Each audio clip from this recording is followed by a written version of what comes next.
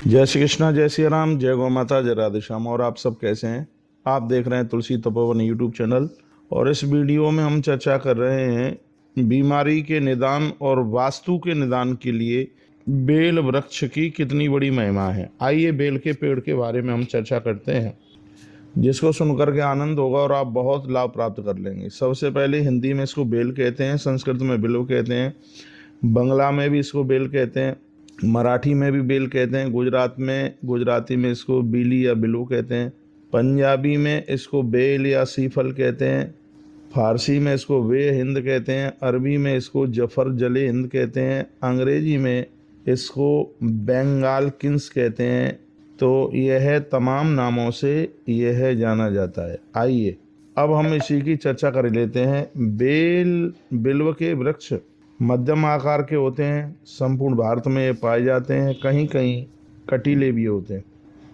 इनका तना काष्ठीय होता है, इनके कांटे 1 इंच तक लंबाई लिए होते हैं तथा ये काफ़ी तीखे एवं कठोर होते हैं। पत्तियां प्राय 3-3 के समूह की होती हैं, जिसे 3 पत्तियों वाला बेल पत्र के नाम से जाना जाता है। इसके फल गेंद के समान गोल तथा कठोर आवरण वाले होते हैं। प्रारंभ में ये फल हरे, किंतु पकने पर पीले अथवा हल्के केसरिया वर्ण के दिखाई देते हैं। इस वृक्ष के पत्तों से भगवान शिव जी का पूजन एवं अभिषेक किया जाता है। बिल्व का वृक्ष भगवान महादेव को अत्यंत प्रिय है। इसमें विष हरण करने की अद्भुत क्षमता होती है। भगवान शंकर ने विस्वान किया तथा अपने तप बल से उसे अपने कंठ में ही रख लिया था, जिसके कारण से उनका कंठ नीला पड़ गया और नीलकंठ महादेव हुए। विष के स्तंभन से उत्पन्न गर्मी तथा विष के प्रभाव को कम करने हेतु ही उन पर बिल्व पत्र चढ़ाए जाते हैं। बिल्व फल को माता चामुंडा को अर्पित करने से भय दूर होकर सुरक्षा प्राप्त होती है। माता को पके हुए बिल्व नित्य अर्पण करने वाले पर किसी ही अन्य द्वारा की गई कोई भी तांत्रिक क्रिया का असर नहीं होता। ये बिल्व की महिमा है। बिल्व वृक्ष के पृथ्वी पर उत्पन्न होने के संबंध में हमारे प्राचीन ग्रंथों में कथा मिलती है। वो इस प्रकार से है कि एक बार माता लक्ष्मी को पृथ्वी पर विचरण करने का विचार आया। इस हेतु उन्होंने एक गाय का रूप धारण कर लिया था। गौ माता के रूप में घूमते हुए एक स्थान पर, जहाँ के पास ही शिव जी का स्थान था, उन्होंने गोबर कर दिया। इसी गोबर से एक वृक्ष की उत्पत्ति हुई, जो कि बिल्व नाम से प्रसिद्ध हुआ तथा भगवान शिव को अत्यंत प्रिय लगने वाला वृक्ष बना। बिना बिल्व वृक्ष के शिवालय अपूर्ण है। बिल्व की जन्मदात्री लक्ष्मी का एक नाम बिल्व पत्र का भी है, इसीलिए। आइए अब हम आपके सामने बिल्व के कुछ औषधीय महत्व को निवेदित करते हैं, जिसे सुनकर के बहुत बढ़िया लगेगा। बिल्व के कुछ प्रमुख औषधीय उपचार इस प्रकार से हैं, जिनका प्रयोग करके रोगों से बचा जा सकता है। यहाँ ऐसे ही कुछ विशिष्ट औषधीय उपचारों के बारे में बताया जा रहा है, सुनिए। यदि शरीर में से दुर्गंध आती है तो पत्तियों का रस कुछ दिनों तक अपने अगल बगल में लगाने से पसीने की दुर्गंध दूर हो जाती है। और अतिसार यदि किसी को यह बीमारी हुई है तो पके बेल के गूदे को सुखाकर उसका चूर्ण बना लें। इस चूर्ण की 1-1 चम्मच मात्रा सुबह और शाम लेने से अतिसार ठीक हो जाता है। प्रयोग 5 से 7 दिन तक करें।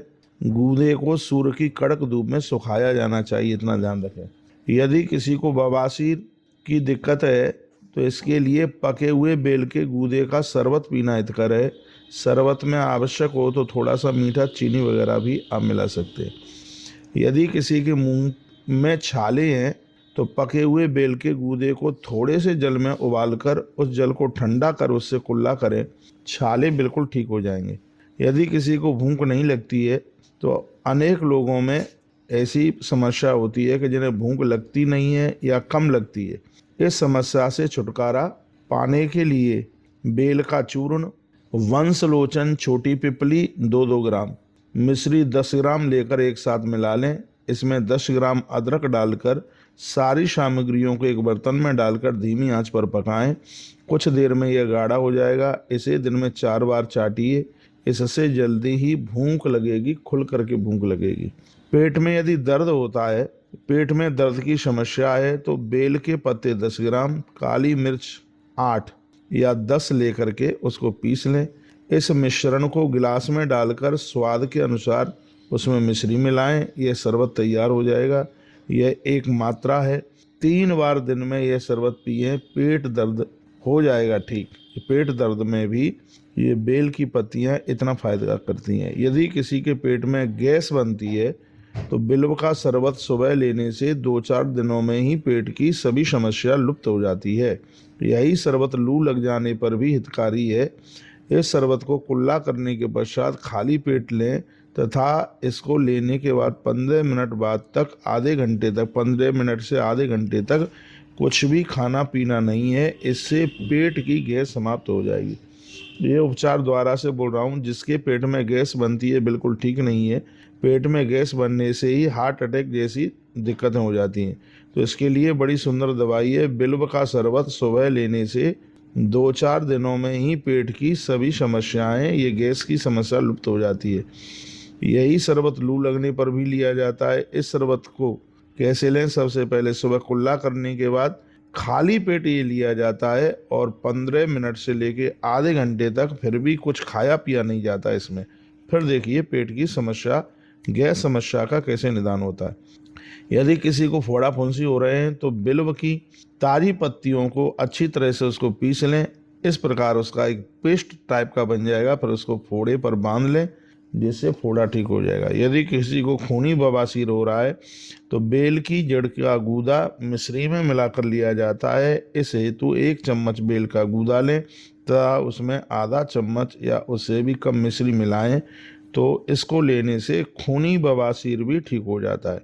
यदि किसी को बहुत ज़्यादा दस्त लग रहे हैं तो दस्त लग जाने की स्थिति में बेल का मुरब्बा लेना बहुत ज़्यादा हितकर है। बच्चों के लिए ये मात्रा 15 ग्राम तथा बड़ों के लिए मात्रा 30 ग्राम तक होनी चाहिए। मुरब्बा का, बेल के मुरब्बे का बहुत बड़ा फ़ायदा है ये दस्त रोकने के लिए। यदि किसी की आँख बंद करनी हो, पेट में ऐंठा वगैरह होता है तो बेल के गूदे का चूर्ण चावल के माड़ के साथ लिया जाता है क्योंकि यह गूदा गीला होता है। अतः इसे सुखाकर सहेज कर पहले ही रखा जा सकता है। बाज़ारों में भी ये बेल के गूदे का चूर्ण आसानी से उपलब्ध हो जाता है। यदि किसी को बिच्छू ने डंक मार दिया है या कुत्ते ने काट लिया है तो बेल के ताज़ी पत्तों की चटनी की भांति पीसकर दंशित स्थान पर जहाँ डंक मारा है या कुत्ते ने दांत लगाया है वहाँ पर बांधने से, ऐसा करने से जहर उतर जाता है। प्रयोग लगातार 3 रोज करें, 3 रोज फ़ायदा मिल जाएगा। अब मैं आपको और भी इसके बारे में कुछ निवेदन कर रहा हूँ। ये तो मैंने औषधि गुण इसके बताए हैं। अब इसको पूजा पाठ में भी विशेष रूप से इसको लिया गया है।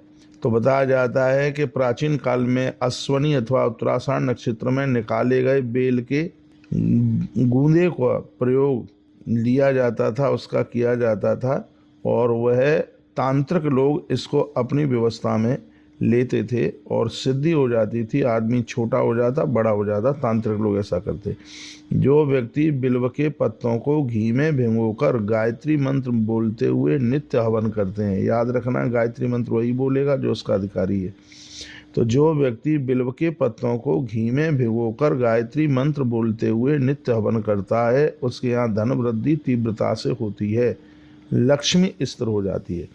भविष्य पुराण में एक बड़ी सुंदर बात कही गई है, वो ये है कि सूर्य देवता की उन लोगों पर विशेष कृपा हो जाती है जो उन्हें बेलपत्र चढ़ाते हैं।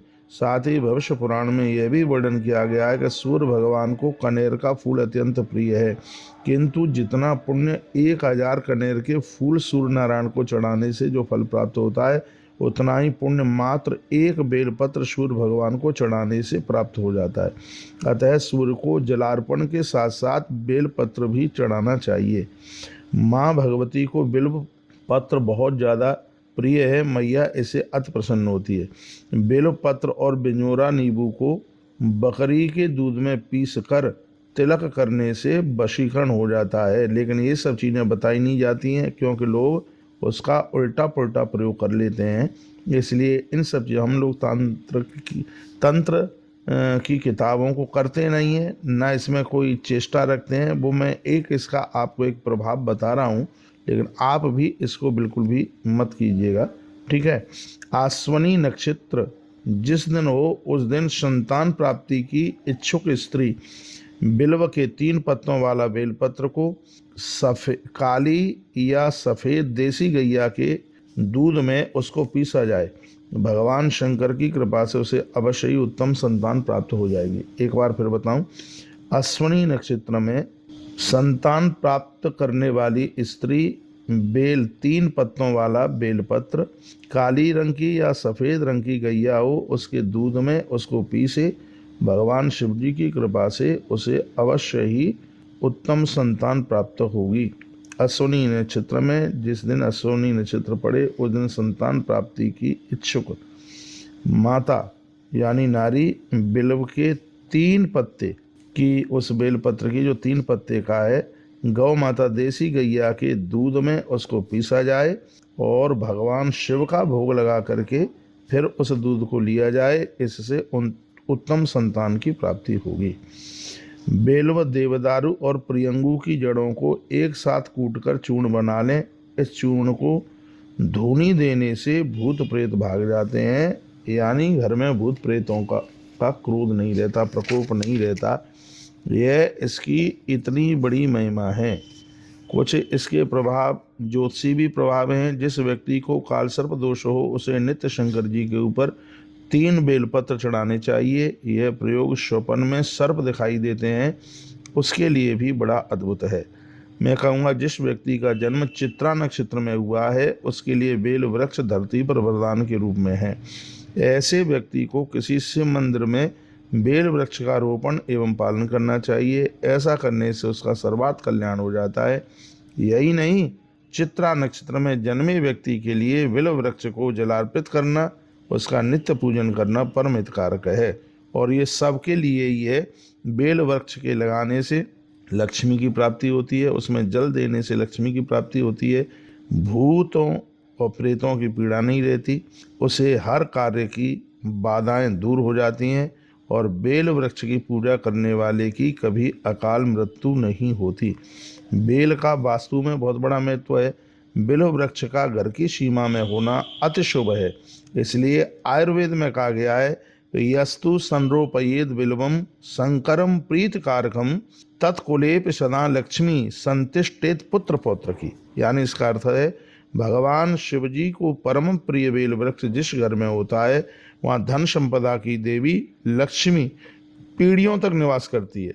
एक यहाँ और विशेष बात है, वास्तु विज्ञान में कहा गया कि घर की सीमा के अंदर कांटेदार पेड़ नहीं होने चाहिए, लेकिन बेल वृक्ष जरूर होना चाहिए। यस्तु संरोपयेद बिल्वम शंकरम प्रीतकारकम तत्कुलेप सदा लक्ष्मी समतिष्ठेत पुत्र पौत्र। इसका अर्थ है, जिसके घर में बेल का वृक्ष होगा वहाँ धन संपदा की कमी कई पीढ़ियों तक नहीं रहेगी। यह इतना बड़ा प्रभाव है काय का, बेल का।